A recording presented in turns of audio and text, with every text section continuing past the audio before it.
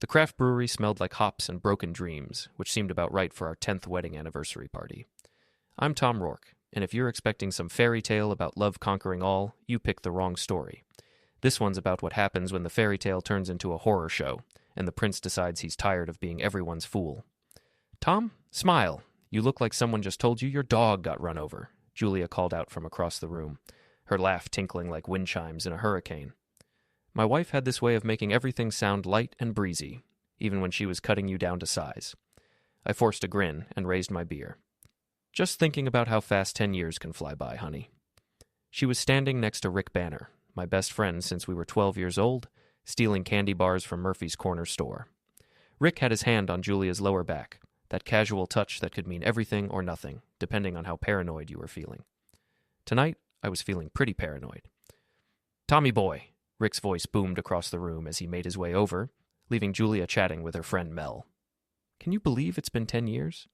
Feels like yesterday I was your best man, telling everyone what a lucky guy you were. Rick was one of those guys who never seemed to age.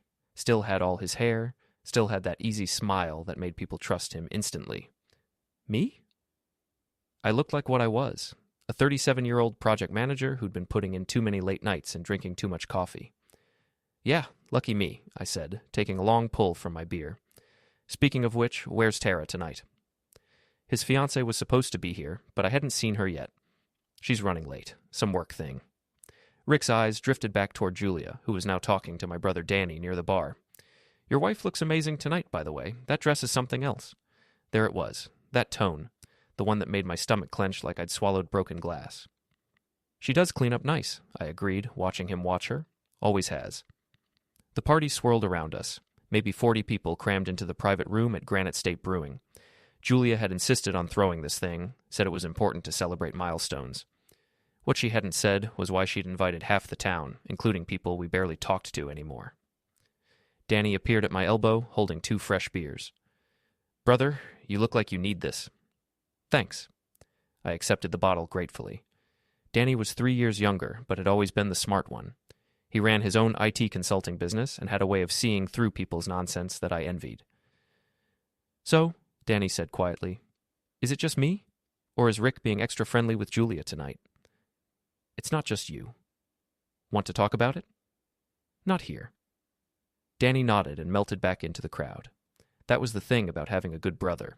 He knew when to push and when to back off. I made my way around the room, playing the part of the happy husband, shaking hands, accepting congratulations, pretending everything was perfect. But my eyes kept drifting back to Rick and Julia. They weren't doing anything obvious, nothing you could point to and say, there, that's inappropriate. But there was something in the way they moved around each other, like they shared some private joke the rest of us weren't in on. Tom! Mel grabbed my arm as I passed. Julia's best friend was already 3 sheets to the wind, her cheeks flushed and her voice too loud. Isn't this just wonderful? 10 years. You and Julia are like the perfect couple. We try, I said. You know, Rick was just telling me how much he admires your marriage. He said you two have something really special. My jaw tightened. Did he now? Oh, yes. He said Julia's the kind of woman who makes a man want to be better. Lucky you, right? Lucky me? Right. Before we dive deeper into this story, I have one small request. Please subscribe, drop a like, comment, and hit that hype button to boost this channel so more people can discover these incredible Reddit stories. The evening dragged on. More toasts, more congratulations, more watching Rick and Julia orbit each other like binary stars. I was on my 4th beer and considering switching to something stronger when Julia appeared at my side. Having fun? She asked, slipping her arm through mine.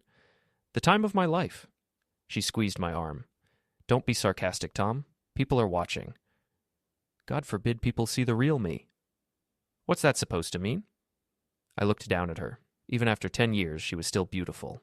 Dark hair, green eyes, the kind of smile that made men do stupid things, including me, apparently. Nothing, Jules. Just tired.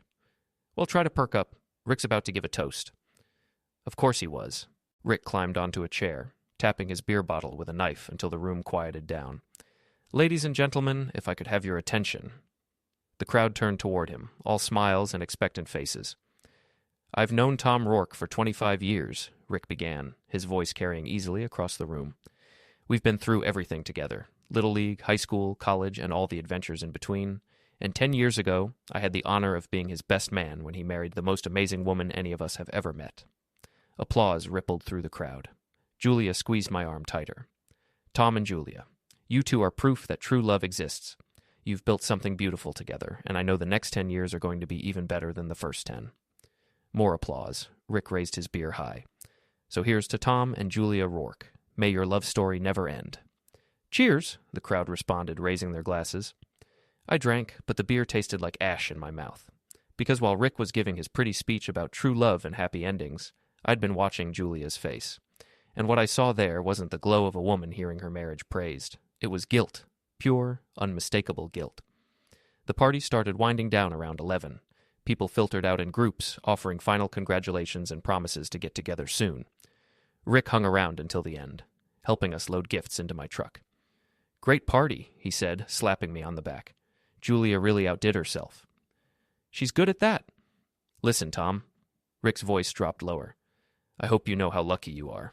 Julia's 1 in a million. I straightened up from the truck bed, meeting his eyes in the parking lot's dim light. Why do you keep saying that? Saying what? How lucky I am. How amazing my wife is. You've mentioned it about 6 times tonight. Rick's smile faltered for just a second. I'm just saying you've got a good thing. Don't take it for granted. Thanks for the advice. Tom, I didn't mean... I know what you meant. We stood there for a moment, the air thick with things neither of us was willing to say out loud. Then Rick's phone buzzed. That's Tara, he said, checking the screen. I should go. Thanks for including me tonight. Wouldn't be the same without you. He left, and I finished loading the truck alone. Julia was inside, saying goodbye to the last few stragglers. When she finally came out, she looked exhausted. Good party, I said as we drove home. I thought so. Everyone seemed to have fun. Rick certainly did. She was quiet for a moment. What's that supposed to mean? Nothing, just an observation. Tom, if you have something to say, just say it. I almost did. Almost pulled over right there and asked her point blank what was going on between her and my best friend. But something held me back. Maybe it was cowardice, or maybe it was the last shred of hope that I was wrong. I'm just tired, I said instead. We drove the rest of the way home in silence. The next morning came too early, and with a headache that felt like someone was using my skull for drum practice. Julia was already up, moving around the kitchen in that efficient way she had, making coffee and checking her phone. Morning, I mumbled, stumbling toward the coffee maker. There's aspirin on the counter, she said without looking up. You drank more than usual last night. Can you blame me? It's not every day a man celebrates 10 years of wedded bliss. She finally looked at me then, and there was something in her expression I couldn't quite read. Tom, we need to talk. Those 4 words, the ones that make every married man's stomach drop into his shoes. About what? About us. About... She hesitated, then seemed to steel herself. About Rick. I poured coffee with hands that weren't quite steady. What about Rick? He's been... I don't know how to say this. Try English. I'm pretty fluent. He's been making advances, comments, touching me when you're not around. I set the coffee mug down carefully because suddenly I didn't trust my grip. What kind of advances? Nothing physical exactly. But Tom, he told me last week that he thinks about me, that he's always wondered what it would be like if we'd met first. And you're just telling me this now? I didn't know how. He's your best friend. I thought maybe I was reading too much into it, or that I could handle it myself. I stared at her, trying to process what she was telling me. Handle it how? By being clear about boundaries, by making sure we're never alone together. But Tom, last night... She pulled out her phone, swiping to find something. Last night I recorded him. You what? When you were talking to Danny, Rick cornered me by the restrooms. He said things, Tom. Things that crossed every line. She handed me the phone. There was a voice recording queued up, 3 minutes and 47 seconds long. Play it, she said. I hit the button, and Rick's voice filled our kitchen, slightly muffled but clear enough. Julia, I can't keep pretending anymore. Watching you with Tom, it's driving me crazy. You deserve better than this suburban life, better than a guy who takes you for granted. Rick, we've talked about this. I'm married, happily married. Are you? Really? Because from where I'm standing, it looks like you're settling. Tom's a good guy, but he's not the man you need. He doesn't see you the way I see you. How do you see me? Like you're the most beautiful woman who ever walked the earth. Like you're wasted on someone who comes home every night and buries his nose in the sports section instead of worshiping you the way you deserve. There was a pause, then Julia's voice, quieter. Rick, you can't say things like that. Why not? Because it's the truth? Julia, I've been in love with you since the day Tom introduced us. I stood up there as his best man and watched him marry the woman I wanted more than my next breath, and I've been regretting not fighting for you ever since. You're engaged to Tara. Tara's a placeholder, a way to try to forget about you that never worked. Julia, I know you feel something too. I see the way you look at me when Tom's not around. I look at you like a friend. No, you don't. You look at me like a woman looks at a man she wants. And I want you too, more than I've ever wanted anything in my life. The recording ended. I stared at the phone, my coffee growing cold in my hand. Tom? Julia's voice seemed to come from very far away. Say something. When did this happen? Last night, right before Rick gave his toast. And you recorded it, why? Because I knew you'd never believe me otherwise. Because Rick's your oldest friend, and I'm just the wife who's always complaining about something. I looked at her then, really looked. Her eyes were red-rimmed like she'd been crying. Her hands were shaking slightly as she reached for her coffee. Have you encouraged him? I asked. What? You heard me. Have you done anything to make him think you were interested? Her face went white. How can you ask me that? Because this doesn't happen in a vacuum, Julia. Men don't usually declare their undying love unless they think they have a chance. I can't believe you're blaming me for this. I'm not blaming you. I'm trying to understand how my best friend and my wife got to the point where secret recordings were necessary. She stood up abruptly, her chair scraping against the kitchen floor. You know what? Maybe Rick's right. Maybe you do take me for granted. What's that supposed to mean? It means your first instinct when another man says he wants your wife isn't to defend me or get angry at him. It's to ask what I did wrong. She left the kitchen, and a minute later I heard the bedroom door slam. I sat there for a long time, staring at her phone, the recording still queued up. Then I hit play again. This time, I listened differently. This time, I heard the things I'd missed the first time through. The way Julia's voice got softer when Rick called her beautiful. The pause before she said she was happily married. The fact that she didn't immediately shut him down when he said she looked at him like a woman looks at a man she wants. This time, I heard a woman who maybe wasn't as innocent as she wanted me to believe. I forwarded the recording to my own phone, then deleted it from hers. If Julia thought I was the kind of man who took things lying down, she was about to learn otherwise. The rest of the weekend passed in a cold war. Julia and I spoke when necessary, maintained civility, but the easy warmth that had always existed between us was gone. She went to yoga on Saturday morning and shopping with Mel in the afternoon. I cleaned the garage and watched football, normal weekend activities that felt anything but normal. Sunday evening, she tried to bridge the gap. Tom, I'm sorry about yesterday. I know this is hard for you too. I was sitting in my recliner, pretending to read a book. Is it over? What? Whatever's been going on between you and Rick, is it over? There was never anything going on. That's not what I asked. She sat down on the couch, tucking her legs under her. Yes, it's over. I'm going to tell Rick that he needs to stay away from me, and if he doesn't, we'll have to end the friendship. Just like that? Just like that. I nodded, but I didn't believe her. There had been something in her voice on that recording, something that suggested this conversation with Rick wasn't the first time the subject had come up. What are you thinking? She asked. I'm thinking, I said carefully, that 25 years of friendship is a lot to throw away over a misunderstanding. A misunderstanding? Maybe Rick's going through something with Tara.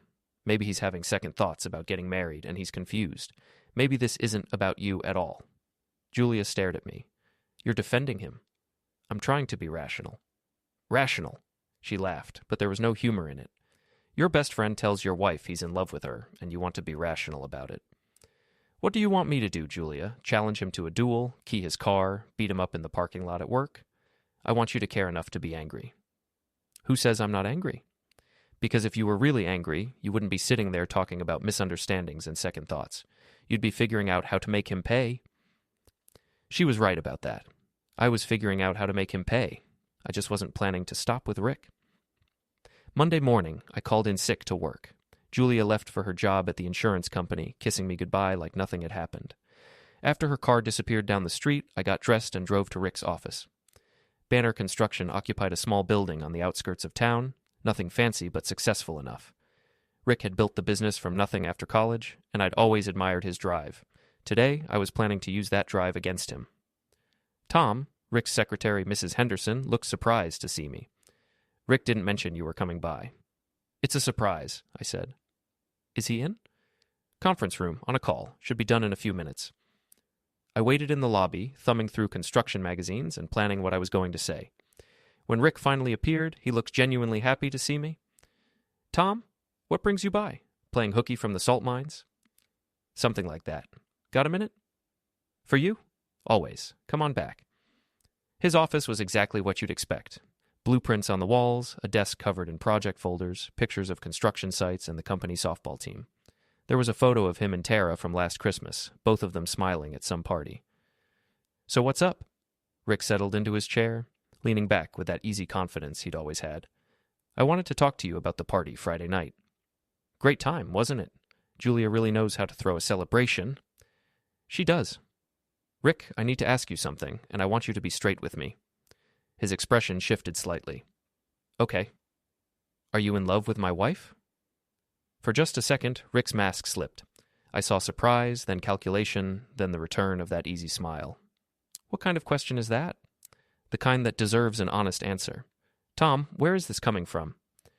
Julia told me about your conversation Friday night, the one where you told her you've been in love with her for 10 years. Rick was quiet for a long moment, studying my face. What exactly did she tell you? Everything. I see. He leaned forward, clasping his hands together. Tom, I was drunk. I said things I shouldn't have said. Things I didn't mean. Which part didn't you mean? The part where you said you've wanted her since the day I introduced you? Or the part where you said she looks at you like a woman looks at a man she wants? All of it. I was drunk and feeling sorry for myself about Tara, and I said stupid things. Julia's your wife, and I respect that. Do you? Of course I do. I pulled out my phone and played the recording. Rick's face went through several changes as he listened to his own voice confessing his feelings for Julia. By the time it finished, he looked like a man who'd just watched his house burn down. She recorded me. She did. That's... He stopped, seeming to realize that whatever he'd been about to say would only make things worse. That's what, Rick? Nothing. Tom, I'm sorry. You're right. I was out of line. Way out of line. I'll apologize to Julia, and I'll stay away from both of you if that's what you want. Is it true? What? What you said on the recording. Have you been in love with my wife for 10 years? Rick looked down at his hands. When he looked up again, the easy charm was gone, replaced by something rawer and more honest. Yes. And you stood up as my best man anyway. Yes. You've been coming to my house, eating my food, drinking my beer, pretending to be my friend, all while wanting my wife. Tom?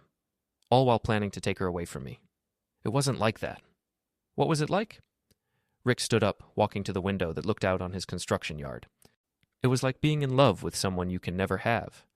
It was like watching your best friend live the life you wanted and trying to be happy for him. It was like slowly going crazy. So you decided to do something about it. I decided to tell her how I felt, once, and then let her decide. And what did she decide, Rick? He turned back to me. You know what she decided. She told you about it, didn't she? She told me you made a pass at her. She didn't tell me what her response was. Her response was to record me and tell her husband. Was it? Something in my tone made him look at me more carefully. What do you mean? I mean, Julia's been acting strange for months, distant, secretive, taking calls in other rooms, working late more often, and now I find out my best friend's been in love with her for a decade. So I'm wondering if maybe there's more to this story than either of you is telling me. Tom, I swear to you, nothing physical has happened between Julia and me. Physical. That's an interesting qualifier. Nothing has happened, period. I stood up, pocketing my phone. You know what I think, Rick? I think you're a liar. I think you've been working on my wife for months, maybe years. I think she's been enjoying the attention, even if she hasn't acted on it yet. And I think Friday night wasn't you making a desperate confession. It was you making your final play. That's not... I think you figured if you could get her to admit she had feelings for you, you could use that to break up my marriage and swoop in as the knight in shining armor. You're wrong. Am I? Then explain to me why my wife recorded that conversation instead of just walking away. Explain to me why she waited until Saturday morning to tell me about it. Explain to me why she seemed more upset that I wasn't jealous enough than she was about you hitting on her. Rick didn't have an answer for that. Here's what's going to happen, I continued. You're going to stay away from Julia. You're going to stay away from me, you're going to marry Tara and pretend none of this ever happened, and if I find out you've contacted my wife in any way, I'm going to make sure everyone in this town knows exactly what kind of man you really are. Tom? We're done, Rick. 25 years of friendship, over. And if you think I'm going to just walk away and let you have her, you don't know me as well as you thought you did. I left him standing in his office, staring after me with something that might have been regret or might have been fear. Either way, it was a start. The war began in earnest on Tuesday. I went to work like normal, managing my team of engineers on a bridge renovation project that had been dragging on for 6 months. But my mind wasn't on load calculations and stress analysis. It was on strategy. See, the thing about being a project manager is that you learn to think several steps ahead. You identify potential problems before they become actual problems. You plan for contingencies. And when something goes wrong, you don't just fix it. You figure out how to prevent it from happening again. Rick Banner had been a problem hiding in plain sight for 10 years. Now it was time to solve him. My first move was information gathering. I called my brother Danny during lunch. I need a favor, I told him. What kind of favor? The kind that involves your computer skills and my need to know what Rick Banner has been up to lately. Danny was quiet for a moment. This about what I saw at the party? Among other things. Tom, I don't know if... Danny, Rick told my wife he's been in love with her since our wedding day. He's been playing the long game, trying to break up my marriage. I need to know what I'm dealing with. Okay. What do you want me to find? Everything. Social media, email if you can manage it, financial records, anything that might tell me if this thing with Julia goes deeper than either of them is admitting. That could be illegal, depending on how I go about it. Then be creative, and be careful. Give me a couple days. That evening, Julia was late coming home from work. When she finally walked through the door at 7:30, she looked flustered. Sorry, she said, dropping her purse on the kitchen counter. Crazy day. We had a client meeting that ran way over. Which client? The Morrison account. You know, the restaurant chain. I knew the Morrison account. Julia had been working on it for 3 months, and it had been requiring a lot of evening meetings lately. How's it going with Rick? I asked. What do you mean? I mean, have you talked to him since our conversation Saturday? Oh, no, I haven't. I figured I'd give it a few days, let things cool down. I went to see him yesterday. Julia froze in the middle of opening the refrigerator. You did what? I went to his office. We had a conversation. Tom, I asked you to let me handle this, and I decided I wanted to handle it myself. She closed the refrigerator and turned to face me. What did you say to him? I played him the recording. You what? I played him the recording of his little declaration of love. I wanted to see his face when he heard it. Tom, that recording was private. It was between him and me. No, Julia, it became between him and me the moment he decided to go after my wife. He didn't go after me. He made a mistake, and now he knows it. Does he? Because when I confronted him, he didn't seem all that sorry. He seemed like a man who'd been caught, not a man who regretted what he'd done. Julia sat down at the kitchen table, running her hands through her hair. What do you want from me, Tom? I want the truth. I told you the truth. Did you? Because I've been thinking about this for 3 days now, and there are things that don't add up. Like what? Like why you recorded that conversation in the first place. Like why you waited until the next morning to tell me about it. Like why you seem more upset with me for not being jealous than you are with Rick for hitting on you. I recorded it because I knew you wouldn't believe me otherwise. Or because you wanted proof of how much he wants you. Julia's face went pale. That's a horrible thing to say. Is it? Julia, be honest with me. Have you been encouraging Rick? No. Have you been flirting with him? No. Have you been meeting with him outside of group settings? She hesitated just a fraction of a second too long. No. Julia. I said no. Then explain to me why Rick seemed to think he had a chance with you. Men don't usually declare their undying love unless they think there's some possibility of reciprocation. Maybe because he's delusional? Maybe because he's been building up some fantasy in his head that has nothing to do with reality. Maybe. Or maybe there's more to this story than you're telling me. We stared at each other across the kitchen table, 10 years of marriage hanging in the balance. I think, Julia said finally, that you want there to be more to the story. I think you want me to be guilty of something so you have an excuse to be angry. Why would I want that? Because it's easier than admitting that your best friend betrayed you. Because it's easier to blame me than to face the fact that Rick's been lying to you for 10 years. Maybe she was right. Maybe I was looking for reasons to doubt her, because the alternative, That Rick had been playing me for a fool while planning to steal my wife was too painful to accept. Or maybe my instincts were right, and there was more going on than either of them wanted to admit. Wednesday morning brought the first surprise. I was at my desk, reviewing project timelines, when my boss knocked on my door. "Tom, got a minute?" "Sure, Dave. What's up?" Dave Martinez closed the door behind him, which was never a good sign. "I got a call yesterday. Someone expressing concerns about your work on the Riverside project." The Riverside project was a municipal contract we'd won 6 months ago, a routine bridge inspection and repair job. What kind of concerns? Questions about whether the work was up to standard, whether corners might have been cut. I felt something cold settle in my stomach. Who called? They didn't leave a name, said they were a concerned citizen who'd heard rumors. "Dave, you know my work. When have I ever cut corners?" "Never, which is why I'm talking to you instead of launching a formal investigation. But Tom, I need to ask, is there anything going on in your personal life that might be affecting your judgment?" "What do you mean?" "I mean, you've seemed distracted lately. You called in sick Monday, which you never do. You seem on edge. If there's something going on at home..." I realized what was happening. Rick wasn't content to just steal my wife. He was trying to destroy my career, too. "Dave, I think someone's trying to sabotage me." "What?" "The anonymous call, the questions about my work. I think someone's deliberately trying to damage my reputation." "Tom, that sounds a little paranoid." "Does it?" "Dave, my work speaks for itself. Every project I've managed has come in on time and under budget. My safety record is spotless. So why would someone suddenly start questioning my competence unless they had an ulterior motive?" Dave studied my face. "You think you know who's behind this?" "I have suspicions." "Want to share them?" "Not yet. But Dave, I'm asking you to judge me on my work, not on anonymous phone calls from people who won't leave their names." "Fair enough. But Tom, if this escalates, if we get more complaints, or if there's any suggestion of actual problems with your work, I'll have to take it seriously." "Understood." After Dave left, I sat at my desk, staring at my computer screen without seeing it. Rick was escalating things, trying to destroy my life piece by piece. The question was, how far was he willing to go? I got my answer Thursday evening. Julia was late again, the third time this week. When she finally came home, she had that same flustered look she'd been wearing a lot lately. "Sorry," she said. "Another client meeting." "Morrison again?" "No, the Patterson account. The law firm downtown." I knew the Patterson account, too. It was a small contract, nothing that should require evening meetings. "Julia, can I ask you something?" "Sure." "Are you having an affair?" She dropped the keys she'd been holding. They hit the kitchen floor with a metallic clatter that seemed unnaturally loud in the sudden silence. "What did you just ask me?" "You heard me." "Tom, how can you even think that?"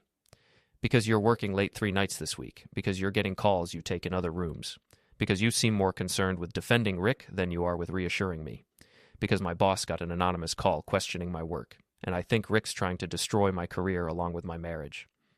Julia bent to pick up her keys, and when she straightened, her face was flushed. "You think I'm cheating on you with Rick." "Are you?" "No, but you want to." "Tom, answer the question, Julia. Do you want to have an affair with Rick?" She was quiet for a long time, and in that silence, I heard everything I needed to know. "I think," she said finally, "that we should consider counseling. That's not an answer. It's the only answer I'm going to give you tonight."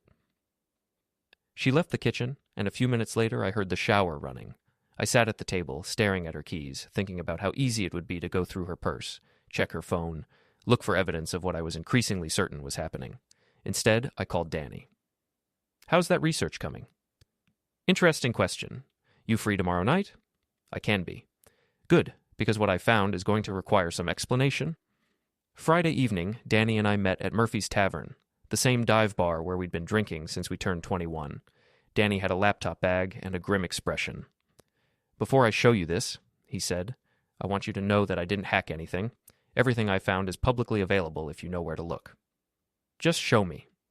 He opened his laptop and turned it toward me. "Rick's been busy." The screen showed a series of social media posts dating back 6 months. Rick and Julia at a coffee shop downtown, Rick and Julia at a work conference in Portland, Rick and Julia at what looked like a business lunch. "These are all from Rick's Instagram," Danny said. "But here's the interesting part. Julia's not tagged in any of them, and she doesn't appear to know they exist. He's been stalking her." "Gets worse." Danny clicked to another screen. Financial records. Rick's been spending money at restaurants and hotels in Portland, Manchester, even Boston. Always on days when Julia told you she was working late or out of town on business. You think they've been meeting? I think it's possible. But Tom, there's something else. What? Rick's been asking questions about you, about your work, your finances, your marriage. He hired a private investigator 3 months ago. I stared at the screen. He what? Paid a guy named Stevens $5,000 to dig into your background. I found the invoice. Looking for what? Anything he could use against you, I'd guess. Dirt he could use to break up your marriage or destroy your career. Did he find anything? Nothing worth finding, apparently. You're boringly clean, brother, but the fact that he looked tells you everything you need to know about his intentions. I leaned back in my chair, processing what Danny had shown me. Rick hadn't just been in love with my wife, he'd been actively working to destroy my life so he could have her. There's one more thing, Danny said quietly. What? Julia knows. Knows what? About the investigation. Stevens contacted her directly 2 weeks ago. Told her what Rick had hired him to do. She met with him. She what? Coffee shop downtown, last Tuesday. The day you said she was working late. I felt something break inside my chest. She's been playing both sides. Looks that way. She's been feeding Rick information while pretending to be the innocent victim of his advances. Tom. She recorded that conversation not to protect herself, but to protect him, to make sure I heard exactly what she wanted me to hear, and nothing more. Danny closed the laptop. What are you going to do? I finished my beer and stood up. I'm going to give them exactly what they deserve. Tom, be careful. Don't do anything you can't take back. Don't worry, I said. I'm not going to do anything illegal, but I am going to make sure everyone in this town knows exactly what kind of people Rick Banner and Julia Rourke really are. How? I smiled, and it probably wasn't a pleasant expression. Rick wants to play games? Fine, but he's about to learn that I'm better at this than he is. Saturday morning, I woke up with a plan. Julia was already gone. Another work emergency that apparently required her immediate attention on a weekend. She'd left a note saying she'd be back by evening, which gave me plenty of time to set things in motion. First call, Tara Morrison, Rick's fiancée. Tom? She sounded surprised to hear from me. Is everything okay? That depends on your definition of okay. Tara, I need to talk to you about Rick. What about him? Not over the phone. Can you meet me somewhere? Okay. Is this about what happened at your anniversary party? Rick's been acting strange ever since. Among other things. How about the diner on Maple Street in an hour? I'll be there.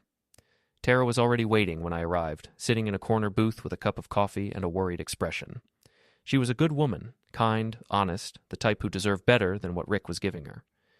Tom, you're scaring me. What's going on? I sat down across from her and pulled out my phone. I'm going to play you something, and I want you to listen to the whole thing before you say anything. Okay. I played Rick's confession, the one where he declared his love for Julia and called Tara a placeholder. Watching her face as she listened was like watching someone's heart break in real time. When it finished, she was quiet for a long moment. When was this recorded? Last Friday night, at my anniversary party. He told me he was getting a drink when this happened. He was getting something, all right. Tara stared down at her coffee. He's been distant lately, distracted. I thought it was wedding nerves. Tara, I'm sorry. I know this is painful, but you needed to know. Are they? I don't think they've slept together yet, but they've been meeting, planning. Rick hired a private investigator to dig up dirt on me. He what? I showed her the evidence Danny had compiled. The photos, the financial records, the investigator's invoice. By the time I finished, Tara looked like she might be sick. 3 weeks, she said quietly. What? Our wedding is in 3 weeks. The invitations are sent. The venue is booked. My dress is hanging in my closet. Tara. He was going to marry me while being in love with someone else. He was going to stand up there and promise to love and honor me while planning to steal another man's wife. I'm sorry. She looked up at me then, and there was something fierce in her eyes.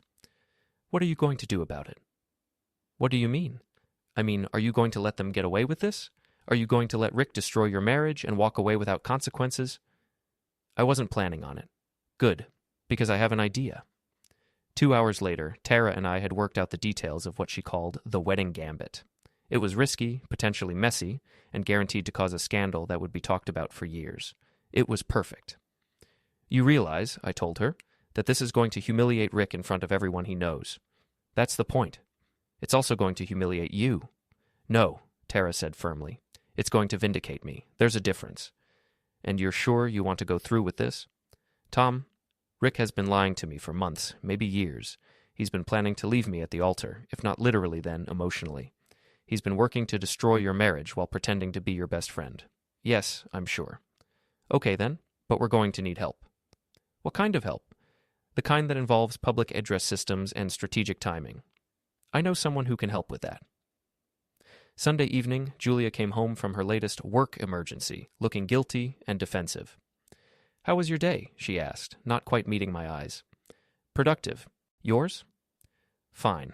Busy. The Patterson account is more complicated than we thought. I'm sure it is. She studied my face. Tom, are you okay? You seem different. Different how? I don't know. Calmer, I guess. Less angry. Maybe I'm just accepting the situation. What situation? The one where my wife is having an emotional affair with my best friend while they both lie to my face about it. Julia went very still. Tom, it's okay, Julia. I understand now. You can't help how you feel, and Rick can't help how he feels. These things happen. They do? Sure. People fall out of love. People find someone new. It's not ideal, but it's not the end of the world either. She looked confused, like she'd been prepared for anger and didn't know how to handle acceptance. So what happens now? She asked. Now we figure out how to handle this like adults. But first, I have a question. Okay. Are you planning to leave me for Rick? Julia was quiet for a long time. When she finally answered, her voice was barely above a whisper. I don't know. Fair enough. But Julia, if you are planning to leave, I'd appreciate it if you'd wait until after Rick's wedding. What? It's in 2 weeks. It would be awkward if the bride's fiancé ran off with someone else right before the ceremony. Tom, Rick isn't going to run off with me. Isn't he? He's marrying Tara. Is he? Because from where I'm sitting, it looks like he's just using Tara as a placeholder until he can convince you to leave me. Julia didn't deny it, which was answer enough. 2 weeks, I said. After the wedding, you can do whatever you want. But until then, let's try to maintain some dignity. Okay. Good. Oh, and Julia? You might want to buy a new dress for the wedding, something that photographs well. Why would I need something that photographs well? I smiled. Trust me on this one. The next 2 weeks passed in a strange kind of suspended animation. Julia and I were polite to each other, almost formal, like strangers sharing a house. She continued working late, continued taking mysterious phone calls, continued pretending that nothing was happening. Rick, meanwhile, seemed to be getting cold feet about the wedding. According to Danny, who'd been monitoring his social media, Rick had been posting increasingly cryptic messages about following your heart and not settling for less than everything. Tara, for her part, was playing her role perfectly. She continued with the wedding preparations, confirmed vendors, sent out final details to guests. To anyone watching, she looked like a happy bride-to-be. Only I knew that she was planning the most spectacular revenge in the history of New England weddings. The night before the wedding, Rick called me. Tom, I need to talk to you. About what? About tomorrow. About Julia. About everything. Rick, it's late. Can't this wait? No, it can't. Tom, I'm not going through with the wedding. What? I can't marry Tara when I'm in love with someone else. It's not fair to her. And you're telling me this why? Because I'm going to ask Julia to leave with me, tomorrow, after I call off the wedding. I wanted you to hear it from me first. I was quiet for a moment, letting him think he'd caught me off guard. Rick, are you sure about this? I've never been more sure of anything in my life. And Julia's agreed to this? We haven't talked about the details yet, but Tom, she feels the same way I do. I know she does. If you say so. You're taking this awfully well. What choice do I have?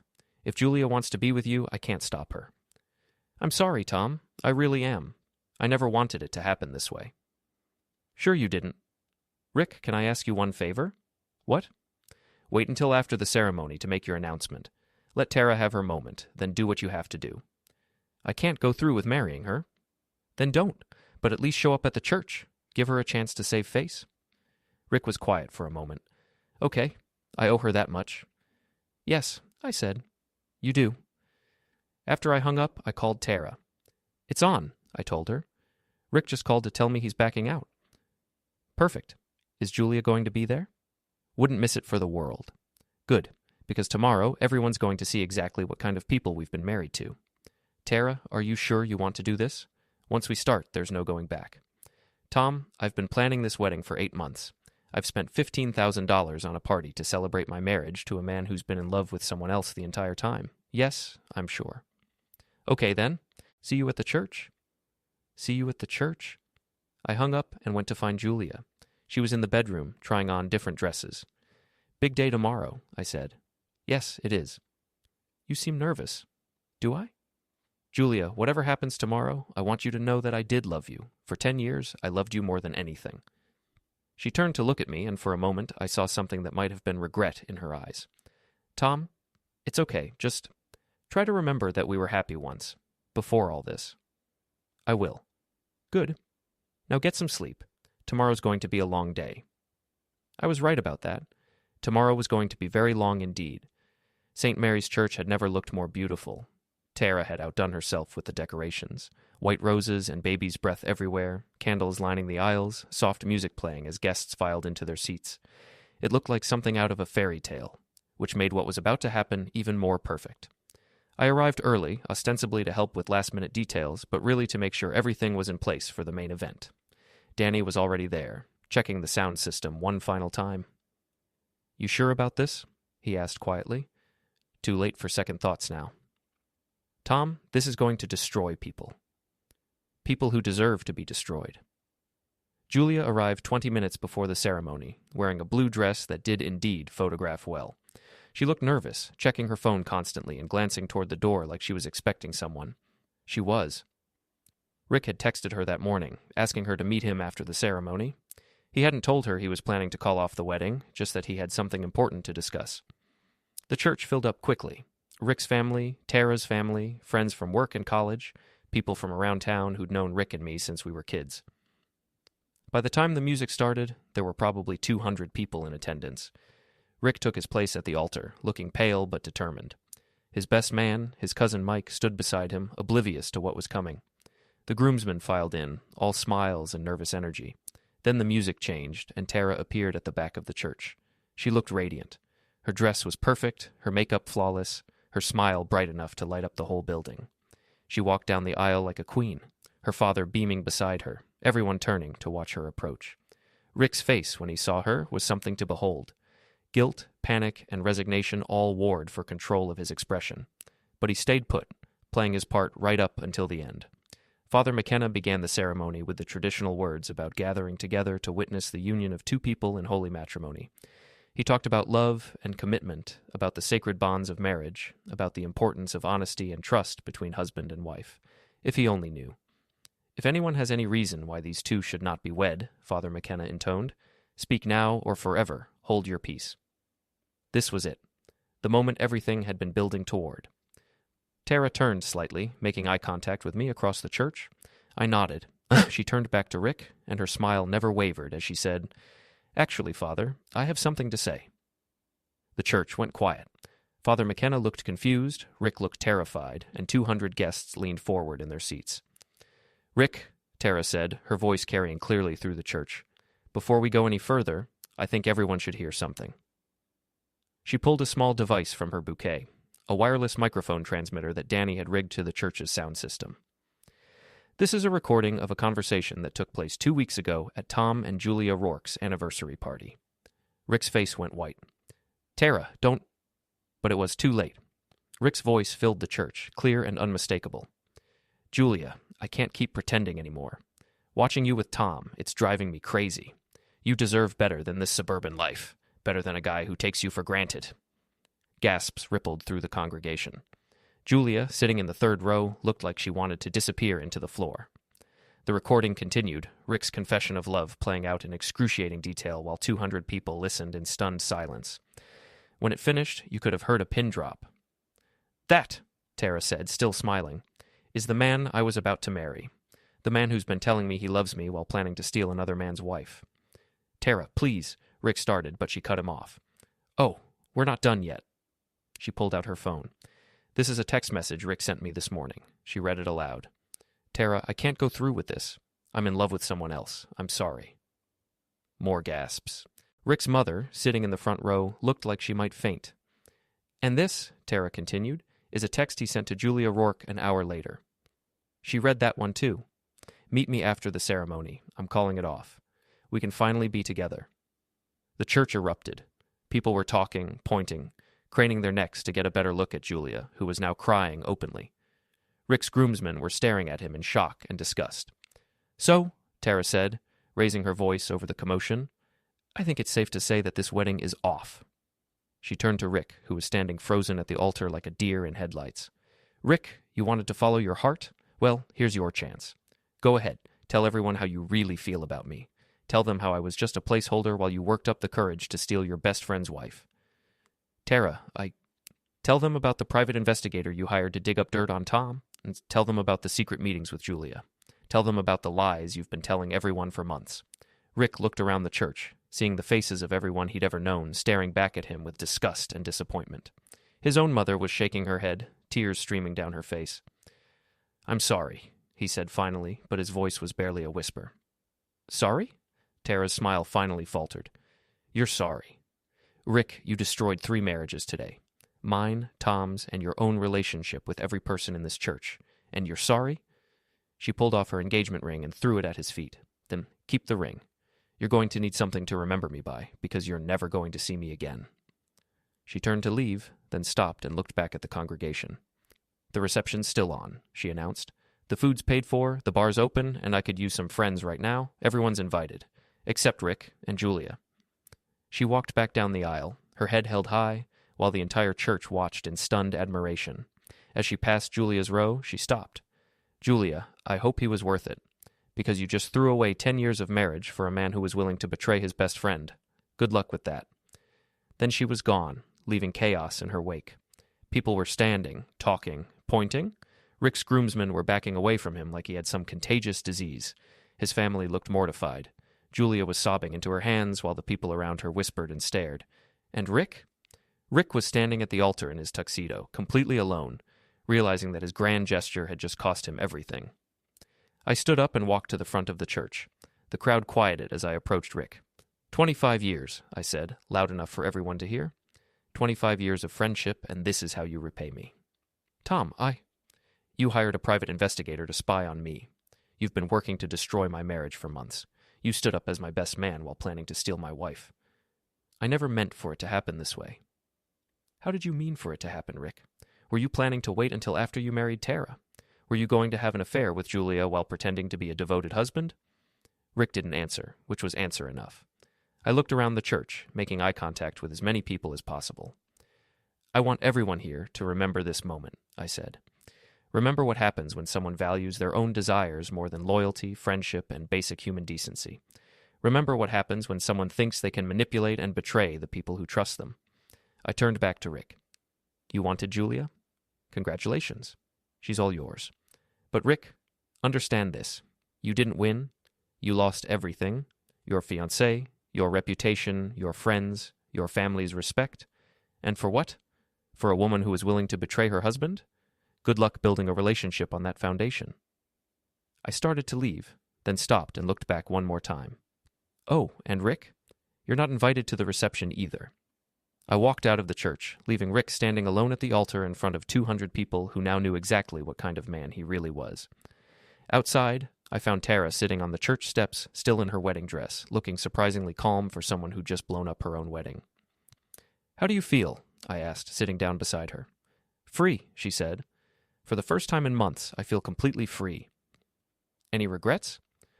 Only that I didn't do it sooner. We sat in comfortable silence for a few minutes, watching as guests filed out of the church, most of them heading to their cars to go to the reception that had suddenly turned into a celebration of something entirely different. What happens now? Tara asked. Now we go to your reception and have the party you deserve. And Rick and Julia get to figure out if what they thought they wanted was worth what it cost them. Think they'll be happy together? I thought about that for a moment. You know what? I don't think it matters. They made their choice, and now they get to live with the consequences. And us? We get to move on with our lives, knowing that we handled this with dignity and class. Tara laughed. Tom, we just humiliated 2 people in front of half the town. I'm not sure that qualifies as dignity and class. Sure it does. We told the truth. We let everyone see who Rick and Julia really are. That's not humiliation. That's justice. I like the way you think. Come on, I said, standing and offering her my arm. Let's go to your party. I have a feeling it's going to be the best wedding reception this town has ever seen. Even without a wedding. Especially without a wedding. As we walked toward the reception hall, I could see people streaming out of the church behind us. Some were shaking their heads in disgust, others were talking animatedly about what they'd just witnessed, and a few were actually laughing. Rick and Julia were nowhere to be seen. And you know what? That was perfectly fine with me. The reception was, without question, the most memorable wedding party in the history of Pine Ridge, New Hampshire. What had started as a celebration of Rick and Tara's marriage had transformed into something entirely different. A celebration of truth, justice, and the spectacular downfall of two people who'd thought they were smarter than everyone else. The Riverside Inn's ballroom was packed. Word had spread quickly about what happened at the church, and it seemed like half the town had shown up to see the aftermath. The band was playing, the bar was flowing, and Tara was holding court like a conquering hero, still in her wedding dress, telling anyone who'd listen exactly how she'd planned the whole thing. I knew something was wrong 3 months ago, she was saying to a group of her friends. Rick started acting distant, distracted. He'd get phone calls he'd take in other rooms. He'd disappear for hours at a time with vague explanations about work. So what did you do? Asked Sarah Chen, one of Tara's college roommates. I hired my own private investigator. The group gasped. Tara grinned. Turns out Rick wasn't the only one who could play games. I found out about the meetings with Julia, the investigation into Tom, all of it. But I didn't want to just call off the wedding quietly. I wanted everyone to see what kind of man I'd almost married. Weren't you embarrassed? Asked another friend. Embarrassed? Why would I be embarrassed? I didn't do anything wrong. Rick's the one who should be embarrassed. Rick and Julia both. I was standing near the bar, nursing a whiskey and watching the crowd, when Danny appeared at my elbow. Hell of a day, he said. That's one way to put it. Any word from Julia? She went home, packed a bag, and left. I assume she's with Rick, though I haven't bothered to confirm it. How are you holding up? I considered the question. How was I holding up? My marriage was over, my best friend had betrayed me, and my life had just been turned upside down in front of half the town. You know what? I said. I feel great. Really? Really. For the first time in months, I know exactly where I stand. No more wondering if Julia's working late or meeting Rick. No more pretending Rick's my friend when he's been plotting against me. No more lies, no more games. No more wondering if I'm going crazy. So what happens now? Now I file for divorce and get on with my life. And Rick and Julia get to discover what it's like to build a relationship on a foundation of lies and betrayal. Think it'll work out for them? Danny, they spent months lying to everyone around them, including each other. Julia told Rick she was happily married while secretly meeting with him. Rick told Tara he loved her while planning to leave her at the altar. You think two people who are that comfortable with deception are going to suddenly become honest with each other? Good point. Besides, Julia left me for a man who was willing to betray his best friend. What makes her think he won't betray her too when something better comes along? The party continued around us, but I found myself thinking about the last 10 years, trying to figure out when things had started going wrong. Had there been signs I'd missed? Moments when I should have realized what was happening? Maybe. But you know what? It didn't matter anymore. What mattered was that the truth was finally out, and everyone involved would have to live with the consequences of their choices. Tom! Tara appeared beside us, slightly breathless from dancing. Are you having fun? More than I expected to. Good. You know, I was thinking we should do this again sometime. What, blow up a wedding? No, throw a party to celebrate getting rid of people who don't deserve us. I laughed. That's not a bad idea. I'm serious. Tom, what Rick and Julia did to us, it says everything about who they are and nothing about who we are. We're better off without them. You're right. Of course I'm right. Now come dance with me. It's my wedding day, sort of, and I want to dance with the man who helped me dodge the biggest bullet of my life. When you put it that way, how can I refuse? We made our way onto the dance floor, where the band was playing something slow and romantic. It should have been Rick and Tara's first dance as husband and wife. Instead, it was two people who'd been betrayed, celebrating their freedom. Can I ask you something? Tara said as we swayed to the music. Sure. Do you think we're terrible people for doing this so publicly? Do you? No. I think we're people who refuse to be victims. I think we took control of a situation that could have destroyed us and turned it into something empowering. Then that's your answer. What about you? Any regrets? I thought about it as we danced, surrounded by people who were having the time of their lives at what should have been one of the most awkward parties in history. You know what my only regret is? What? That it took me so long to see what was really going on, that I wasted months wondering if I was being paranoid instead of trusting my instincts. We see what we want to see sometimes. Maybe, but not anymore. From now on, I'm trusting my gut. The song ended, and we made our way back to the bar. The party was in full swing now, people laughing and talking and having a genuinely good time. It was like the whole town had been holding its breath, waiting for someone to call Rick and Julia out on their behavior, and now that it had finally happened, everyone could relax and enjoy themselves. Tom Rourke, I turned to see Mrs. Henderson, Rick's former secretary, approaching with a huge smile on her face. Mrs. Henderson, I'm surprised to see you here. Are you kidding? I wouldn't have missed this for the world. Tom, I have to tell you, what happened today was long overdue. What do you mean? I mean, Rick's been acting like he was God's gift to women for years. The way he treated his employees, his clients, even Tara, it was disgraceful. Someone needed to take him down a peg. I didn't realize you felt that way. Honey, I've worked for that man for 5 years. I've seen how he operates. The lies, the manipulation, the way he thinks he's smarter than everyone else. Today was justice, pure and simple. She patted my arm and walked away, leaving me with the realization that Rick's downfall was being celebrated by more people than I'd expected. Popular guy, your ex-best friend, Danny observed, apparently not as popular as he thought. The evening wore on, and I found myself having actual fun for the first time in months. People kept coming up to me, offering support, sharing their own stories about Rick's behavior, telling me I was better off without Julia. It was like the whole town had been waiting for permission to say what they really thought. Around 10 o'clock, my phone buzzed with a text message. It was from Julia. Tom, we need to talk. This isn't how I wanted things to end. I showed the message to Danny. You going to respond? Eventually, but not tonight. Tonight is about moving forward, not looking back. What are you going to tell her? The truth. That she made her choice, and now she gets to live with it. That I'm done being the understanding husband who makes excuses for her behavior. That if she wanted to end our marriage with dignity, she should have been honest with me instead of sneaking around behind my back. Think she'll try to come back? Maybe, but it won't matter. Danny, you can't build trust with someone who's proven they're willing to lie to you for months. Even if she left Rick tomorrow and begged me to take her back, I'd always be wondering when she'd do it again. So it's really over. It's really over. As the party wound down, Tara and I found ourselves sitting at a table near the dance floor, watching the last few couples swaying to the music. So, she said, what's the plan for tomorrow? Tomorrow I call a lawyer and start divorce proceedings. You? Same, actually. I need to figure out how to get Rick's name off all the wedding contracts, cancel the honeymoon, return gifts. It's going to be a mess. But a mess you'll handle on your own terms. Exactly. Tara, can I say something? Of course. What you did today took incredible courage. Standing up there in front of everyone, exposing Rick for what he really is, that couldn't have been easy. You know what the hardest part was? What? Realizing that the man I thought I loved never actually existed. The Rick I fell in love with was a fiction, a character he was playing to get what he wanted. The real Rick is the man who was willing to betray his best friend and humiliate his fiancée. I know the feeling. Do you think we'll be able to trust people again? I think we'll be smarter about who we trust. And I think that's not necessarily a bad thing. The band played their last song, and people started gathering their things to leave. The party was over, but somehow it felt more like a beginning than an ending.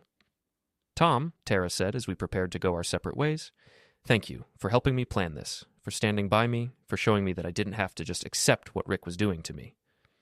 Thank you for showing me that sometimes the best revenge is simply telling the truth. Think we'll stay friends? I'd like that. Good. Because I have a feeling we're both going to need friends who understand what we've been through. I drove home alone, through the quiet streets of Pine Ridge, thinking about everything that had happened. My house, when I reached it, was dark and empty. Julia's car was gone, along with most of her clothes and personal items. She'd left her key on the kitchen counter, along with a note that I didn't bother to read. I poured myself a drink and sat in my living room, surrounded by the remnants of a 10-year marriage. Wedding photos, anniversary gifts, furniture we'd picked out together. Tomorrow I'd have to start the process of dividing up a life, but tonight I just wanted to sit quietly and think about the future. My phone buzzed again, another text from Julia. Please call me. I know you're angry, but we can work this out. I deleted the message without responding. Then I poured another drink and started planning the rest of my life. Outside, Pine Ridge was settling into sleep, but I had a feeling the town would be talking about this day for years to come. The day Rick Banner and Julia Rourke learned that actions have consequences, and that sometimes the people you underestimate are the ones who end up having the last laugh. I raised my glass in a silent toast. To Tara, for her courage, to Danny, for his loyalty, to myself, for finally seeing clearly, and to Rick and Julia, wherever they were tonight, trying to figure out if what they'd gained was worth what they'd lost. Somehow, I doubted it. The truth has a way of catching up with people eventually, and today it had caught up with them in spectacular fashion. I finished my drink and went to bed, sleeping better than I had in months. Tomorrow would bring lawyers and paperwork and the messy business of ending a marriage. But tonight, I was free, and that was worth celebrating.